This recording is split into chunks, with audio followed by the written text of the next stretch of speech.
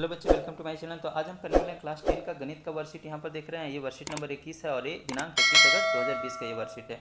और इसमें चैप्टर जो है समरूप त्रिभुज का परिचय, हम इसके बारे में पढ़ने वाले हैं। यानी एक नया चैप्टर का शुरुआत हुआ है। इससे पहले हम लोग पढ़ रहे थे समानांतर श्रेणी यानी अर्थमेटिक प्रोग्रेशन, और ये है ज्योमेट्री का चैप्टर है। ठीक है, ज्योमेट्री में कई एक चैप्टर होते हैं, 2 से 3 चैप्टर हैं, 4 चैप्टर हैं, और हर एक चैप्टर काफ़ी इंपॉर्टेंट होते हैं बोर्ड एग्जाम के लिए। बोर्ड एग्जाम में इससे सबसे ज़्यादा नंबर यानी ज्योमेट्री से पूछे जाते हैं। तो इसको आप हर एक चैप्टर एक दूसरे से रिलेटेड होता है, तो आप अच्छे से इसको समझेंगे और बारीकी से समझेंगे, अच्छे से देखेंगे इसको। चलिए यहाँ पर देख रहे हैं यानी इसी से रिलेटेड त्रिभुज के सर्वांग से यानी समरूप से रिलेटेड इसी में बतलाया गया है। यहाँ नीचे देख रहे हैं, यहाँ पर 3 से 4 क्वेश्चन दिए गए हैं। चारों क्वेश्चन को एक एक करके हम देखेंगे। तो सबसे पहले यहाँ पर हम इसके बारे में समझते हैं।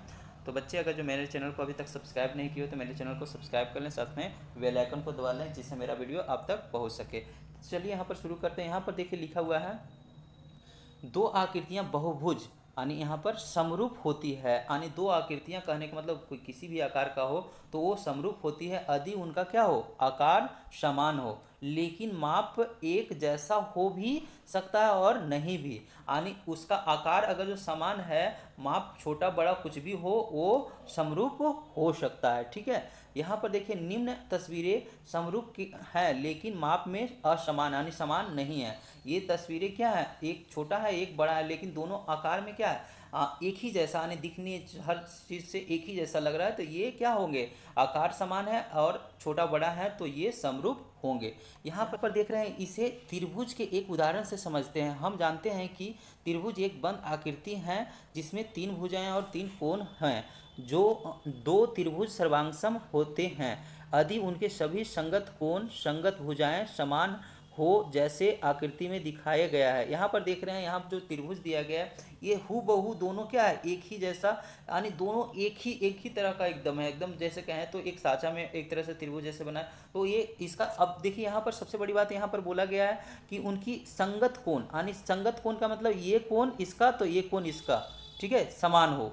अगर जो ये भुजा की बात कर रहे हैं तो ये भुजा इसका तो ये भुजा, उसी तरह से ये तो ये, हर एक यानी एक दूसरे मतलब एक साइड क्या मतलब अगर जो इक्वल हो तो उसको हम क्या कहेंगे, सर्वांगसम। यानी हर चीज़ से कोण से भी इक्वल हो और भुजा से भी इक्वल हो तो हम उसे क्या कहेंगे, सर्वांगसम। यहाँ पर देखिए सर्वांगसम हमें आया है वर्ड। ठीक है, यहाँ सर्वांगसम का मतलब होता है कि सर्व अंग, यानी सर्व अंग मतलब क्या, सभी अंग क्या हो, बराबर हो। तो यहाँ पर देख रहे हैं दोनों का अंग भी बराबर है और आकृति भी बराबर है, तो इसको हम सर्वांगसम बोलते हैं। जब अंग और आकृति अलग अलग हो, यानी आकृति एक जैसा हो लेकिन उसका जो है लेंथ या माप जो है अलग अलग होता है, तब ये समरूप होता है। यहाँ पर देखिए कि और एग्जाम्पल, जनरल एग्जाम्पल लिया गया है, दो आकृतियाँ बहुभुज सर्वांगसम होती है यदि उनका आकार एक जैसा हो और एक ही माप की जैसा हो। झुमके झुमके यहाँ रजिस्टर के खाली पत्र। यहाँ पर देख रहे हैं झुमका दिया गया। ये झुमका क्या है, यानी औरतें के जो झुमका होते हैं कान का, वो ईयर रिंग उसको बोलते हैं। तो ये जो होते हैं क्या होता है, दोनों समान होते हैं। ठीक है, यहाँ पर उसी तरह से खाली पेज का बात किया गया है, किसी भी रजिस्टर का खाली पेज, तो ये भी क्या होते हैं, समान आकार का होता है, चाहे आयताकार हो चाहे और भी कोई आकार का हो, तो ये समान आकार का होगा। ठीक है, यह सर्वांगसम होगा। ठीक है, यहाँ पर देखिए दो समरूप त्रिभुजों की संगत भुजाएं समानुपाती होती है और असंगत कोण के मान असमान होते हैं। यानी एक तरह से कहें तो यहाँ पर बताया जा रहा है कि दो संगत भुजाएं समानुपाती, यानी देखिए यहाँ पर क्या है, एक छोटा है एक बड़ा है, लेकिन ये समानुपाती, यानी एक तरह कहें तो क्या है कि अगर जो ये 2 है तो ये 4 है, अगर जो ये 4 है तो अगर जो इसमें अगर 2 से मल्टीप्लाई कर रहे हैं तो ये 4 हो रहा है, तो इसमें भी 2 से मल्टीप्लाई करेंगे तो ये कितना हो जाएगा, 8 हो जाएगा। तो इस तरह से ये समानुपाती होती है, यानी समान रूप से इंक्रीज करता है, तो इसको समानुपाती। और संगत कोण क्या होता है, समान होता है। अगर जो ये कोण बात करें, ये कोण एक ही होगा, अगर 60 ये है तो ये भी 60 होगा, ये अगर जो 70 है तो ये भी इसका क्या होगा, 70 होगा। अगर जो ये मतलब जितना भी कोण है तो ये इसका इक्वल कोण होगा, तो इसी को हम समान बोलेंगे। यहाँ पर देखिए, आइए नीचे देखिए, यहाँ पर एक और क्वेश्चन सोल्व किया गया है। त्रिभुज ए बी सी, यहाँ पर देख रहे हैं त्रिभुज ए बी सी और त्रिभुज पी क्यू आर यहाँ पर दिया गया है, और यहाँ पर कोण उसका बतलाया गया, कोण ए बराबर कोण पी, यानी ये कोण जो है इसके बराबर है, यानी ए कोण बी कोण के बराबर है, और बी जो कोण है क्यू के बराबर है, यानी ये जो बी कोण है क्यू के बराबर है। तो श्योर है ये जब दोनों मिल गया तो सी भी क्या होगा, सी आर के इक्वल होगा। ठीक है, यहाँ पर देखिए यहाँ भी दे दिया है। भुजाएं अब बात करते हैं, भुजा का बात करता है तो भुजा अगर जो जब समरूप है तो हम इसको इस रूप से कहेंगे। यहाँ पर तो पहले हम समरूप नहीं पता किया गया, अगर जो दोनों सारा कोण इक्वल होता है तब हमें इस तरह से भुजाएं होते हैं ए बी, या इसका ए बी इस साइड तो इसका नीचे पी क्यू जस्ट नीचे अनुपात में देख रहे हैं, समानुपात में, ठीक है। यहाँ पर देख रहे हैं आगे बी सी यानी ये नीचे वाले भुजा यानी बेस जिसको बोलते हैं, तो इधर क्यू आर यहाँ पर देखिए है। उसी तरह से आगे बात करते हैं तो यहाँ पर देख रहे हैं ए सी यानी ए सी ये हो गया ये साइड का भुजाएं, और यहाँ पर पी क्यू इधर का भुजाएं हो गया, तो ये सारा ए आपस में क्या होते हैं, इक्वल होते हैं, ठीक है।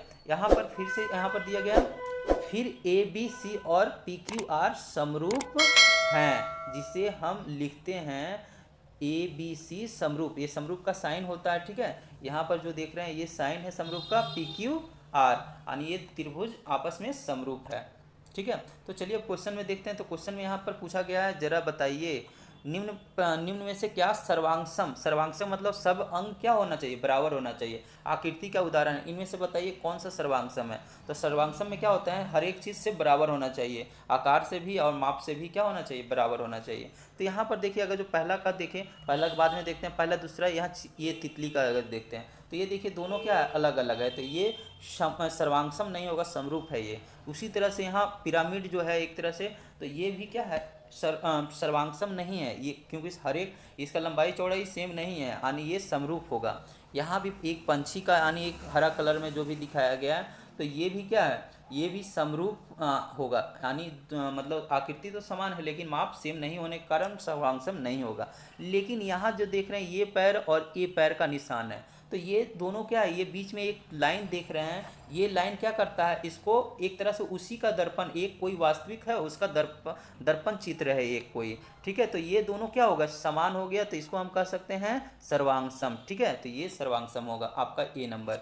दूसरे क्वेश्चन में यहाँ देखते हैं, दूसरे क्वेश्चन में दिया गया है ए, यहाँ पर निम्न में समरूप षष्ठभुज, षष्ठभुज मतलब होता है छह भुजा वाले, तो कौन सा समरूप है, समरूप का मतलब आकार में एक ही जैसा दिखने वाला, ठीक है। तो यहाँ पर देख रहे हैं सी और डी जो है एक जैसा, यानी हर चीज़ से लग रहा है कि ये एक जैसा दिख रहा है, ठीक है, तो ये समरूप होगा। लेकिन वहीं बी और ए और बी क्यों नहीं हो रहा है, तो ये बी में देख रहे हैं, यहाँ पर देख रहे हैं कुछ एंगल इसका कम है, इसमें एंगल क्या है, ज़्यादा है, तो ये क्या हो गया, यानी ये एक तरह से समरूप नहीं होगा। तीसरे क्वेश्चन में हम बाद में देखते हैं, सबसे पहले हम इसका चौथे क्वेश्चन करते हैं। तो चौथे क्वेश्चन में यहाँ देख रहे हैं, जूम करते हैं आपको, यहाँ पर देख रहे हैं चौथे क्वेश्चन में रिक्त स्थानों को भरिए। यहाँ पर दिया गया सभी वृत्त समरूप होते हैं, यानी कहने का मतलब कोई भी छोटा ले लें या बड़ा ले लें वृत्त तो ये समरूप होगा, क्योंकि समान आकार का दिखता है। वृत्त क्या होता है, गोला आकार का दिखता है, गोल आकार का, तो ये समरूप होते हैं। और समान त्रिज्या वाले वृत्त, समान त्रिज्या, अगर जो त्रिज्या दोनों का सेम है या कोई भी हर एक त्रिभुज का सेम है तो वो क्या कहलाएगा, सर्वांगसम कहलाएगा। यहाँ पर आप सर्वांगसम भर लेंगे, सर्वांगसम, ठीक है, आप अच्छे से भर लेंगे, यहाँ पर हम अच्छे से लिखे नहीं हैं। तो यहाँ पर देखिए दूसरे क्वेश्चन में है सभी वर्ग हैं, सभी वर्ग क्या होते हैं, जो भी वर्ग होते हैं, बड़ा लें छोटा लें जो भी, तो ये क्या होंगे, ये आयताकार हो रहा है, ये यानी वर्ग समझ लें इसे, तो ये क्या होगा, हर एक जो है आकार में सेम ही, यानी उसका कंस्ट्रक्शन ये सेम दिखाई पड़ता है, तो ये समरूप होगा, ठीक है, समरूप। लेकिन ये यहाँ पर मौत दे देना है, ठीक है, समरूप होगा, लेकिन ये सर्वांगसम नहीं हो सकता, क्योंकि कोई जरूरी नहीं सर्वांगसम के लिए तो क्या होना चाहिए, हर एक वर्ग क्या होता है, समान ही थोड़ा होता है, मतलब ये एक ही साइज का थोड़ा होता है, यानी अलग अलग साइज का होता है। यहाँ पर देखिए तीसरे सभी त्रिभुज समरूप हैं, यहाँ पर सभी त्रिभुज समरूप डैश, सभी त्रिभुज समरूप कब होगा, जब यानी एक तरह से हम कहेंगे ये समबाहु त्रिभुज, समबाहु त्रिभुज यहाँ कहेंगे समबाहु त्रिभुज, तो ये समरूप होगा, क्योंकि समबाहु त्रिभुज छोटे बड़े सब होते हैं लेकिन उसका आकार क्या होता है, एक ही जैसा, यानी सारा साइड क्या होता है, इक्वल होता है, तो वो समरूप हो सकता है।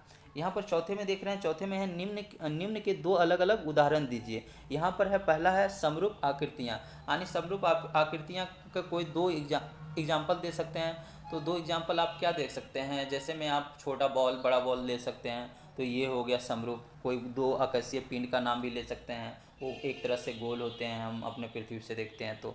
ठीक है, तो यहाँ पर अगर जो सर्वांग पूछा जा रहा है यानी सभी अंग से बराबर, तो हम यहाँ पर सिंपल से एक एग्जाम्पल ले सकते हैं, चप्पल यानी स्लीपर। तो ये चप्पल होगा, चप्पल दोनों क्या होता है, सर्व यानी एक ही जैसा होता है दोनों, तो यहाँ पर ये हो जाएगा सर्वांगसम। तो ये उदाहरण हो गया, और एक एक उदाहरण और भी आप देंगे इसको खोज के। ठीक है, आप यहाँ पर देखिए, यहाँ पर अब तीसरे क्वेश्चन में यहाँ पर काफ़ी लंबा हो जाएगा, तो इसलिए हम इसका पीडीएफ बना के हम आपको डिस्क्रिप्शन में डाल देंगे, आप वहाँ से आंसर लिख लेंगे। क्योंकि वीडियो को लाइक करें, साथ साथ में मेरे चैनल को सब्सक्राइब करें। Thank you watching my video.